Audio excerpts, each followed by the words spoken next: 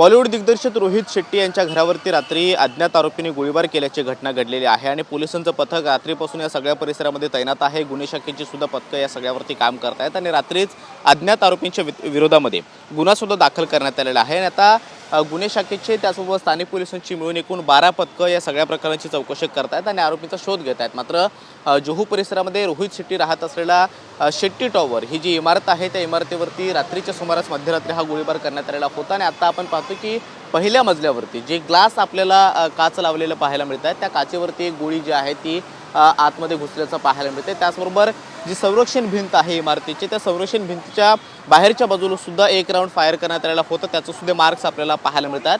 हे 2 राऊंड या इमारतीवरती फायर झालेले होते त्याचे निशाण आत्ताही आपल्याला पाहायला मिळतात। मात्र याच्या व्यतिरिक्त एकूण आरोपींनी 4 ते 5 राऊंड फायर केलेले होते आणि त्याचे सुद्धा डिटेल्स हे पोलिसांना मिळालेले आहेत। मात्र हे आरोपी नेमके गोळीबार करणारे कोण आहेत, कुठल्या उद्देशाने त्यांनी हा फायरिंग केलेलं होतं, ह्या सगळ्याची चौकशी सुद्धा पोलिसांकडून केली जाते आहे।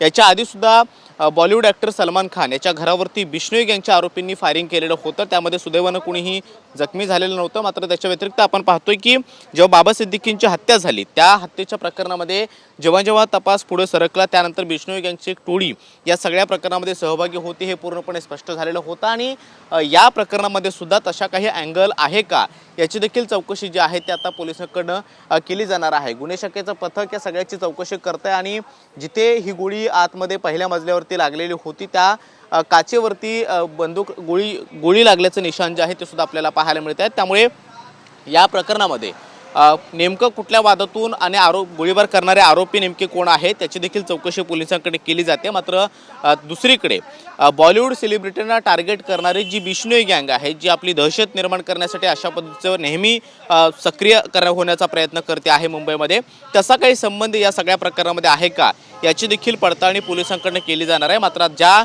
शेट्टी टॉवरवरती ही गोळीबार रात्री मध्यरात्रीच्या सुमारास करण्यात आलेला होता त्या शेट्टी टॉवरवरती 2 राऊंड फायर झालेले निशाण आपल्याला पाहायला मिळतात। मात्र 4 ते 5 राऊंड आरोपींनी फायर केलेले होते आणि त्यानंतर आरोपींच्या शोधासाठी 12 पथकं तैनात करण्यात आलेले आहेत आणि CCTVच्या माध्यमातून सगळ्या आरोपींचा शोध घेतला जातोय। त्यामुळे गोळीबार करणारे आरोपी कोण निघतात हे पाहणं महत्त्वाचं असणार आहे। कॅमेरामन रोशन सोबत मी कृष्णा सोनारवाडकर, TV9 मराठी, मुंबई।